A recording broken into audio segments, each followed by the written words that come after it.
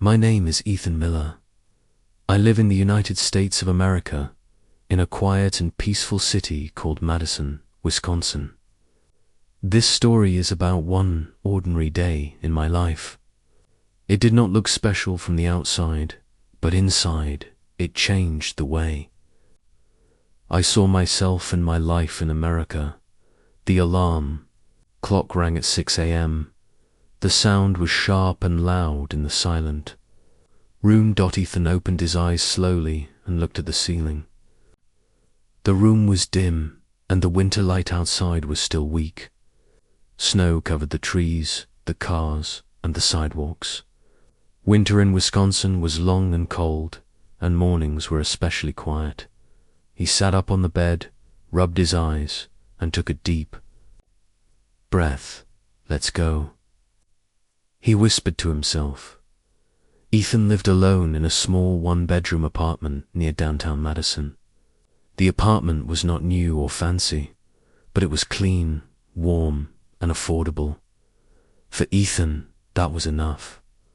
In America, having a safe place to live meant stability. He walked into the kitchen and turned on the coffee machine. Buzz. Drip, drip. The smell of fresh coffee slowly filled the air. Ethan stood quietly, holding his cup with both hands, feeling the warmth. Outside the window, he saw a woman walking her dog and a man cleaning snow off his car. Life was waking up, step by step. He ate a simple breakfast, 2 slices of toast and scrambled eggs. He checked the time, 6:45 a.m. No time to waste. Ethan put on his jacket, grabbed his keys, and stepped outside. The cold air hit his face immediately. He pulled his jacket tighter and walked toward his car.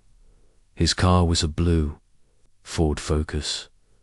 It was old and had scratches on the side, but it always started. In America, a car meant freedom. Without it, life became difficult.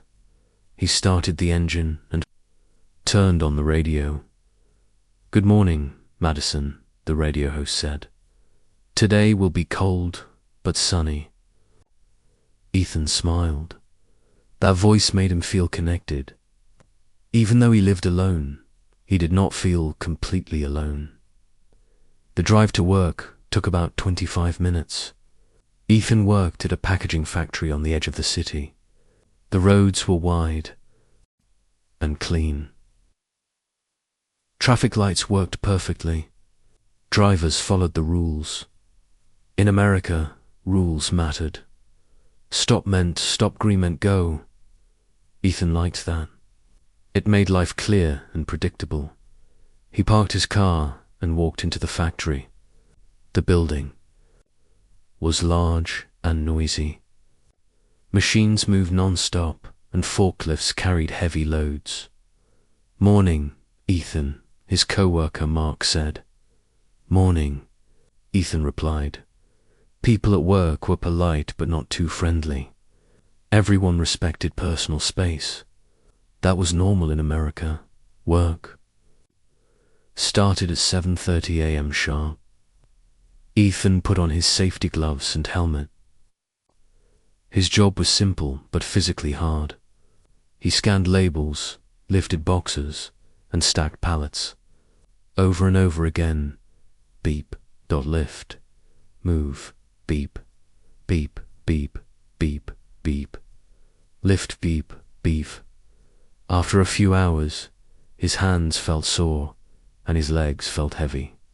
Even though the factory was cold, still, he did not stop. He remembered his father's words from years ago. Hard work keeps you alive with dignity. At 10:30 a.m., the bell rang. Break time. Ethan sat on a bench and drank water. Mark sat next to him. "You ever think about quitting?" Mark asked. Ethan smiled slightly. "Every morning," he said. They both laughed. "But we're still here," Mark added. Ethan nodded. That was true. In America, many people felt tired, but they kept going. Lunch break came at 1 p.m. Ethan opened his lunch bag. Inside was a sandwich, an apple, and a bottle of water. He sat near the window and looked outside. The snow was melting. Slowly. Spring was coming. That gave him hope. After lunch, the supervisor called Ethan into a small office. "Ethan," he said seriously, "we are cutting some hours next month." Ethan's heart dropped. Money was always tight. But then the supervisor continued, "We want to keep you full-time. You're reliable." Ethan felt relief wash over him. "Thank you," he said quietly. That small moment gave him strength. In America, reliability mattered. Showing up every day meant something. Work ended at 5 p.m. The sky was orange and pink as Ethan drove home. Traffic was slow but calm. At a red light, he saw a homeless man holding a sign, "Just need food." It read. Ethan reached into his pocket and gave him a few dollars. The man smiled. "God bless you," he said. Ethan nodded and drove away. America was full of opportunity, but also full of struggle. When Ethan reached home, the apartment felt quiet. Too quiet. He cooked dinner and turned on the TV. News played. In the background. He didn't understand every word, but he understood enough. His English had improved. That was progress. At 8:30 p.m., his phone rang. It was his mother. "Are you eating well?" She asked. "Yes," Ethan said. "Are you happy?" Ethan paused. "I'm trying," he replied. She smiled gently. "That's enough," she said. Later that night, Ethan stood by the window. Streetlights glowed softly. Cars passed slowly. The city felt calm. He thought about his journey, the fear, the language, the loneliness, but also the growth. America did not change his life in one day.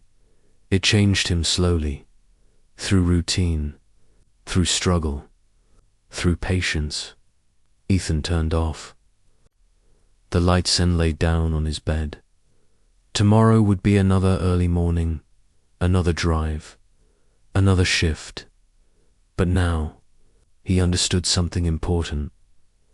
This simple American life was building him into someone stronger, and that was enough.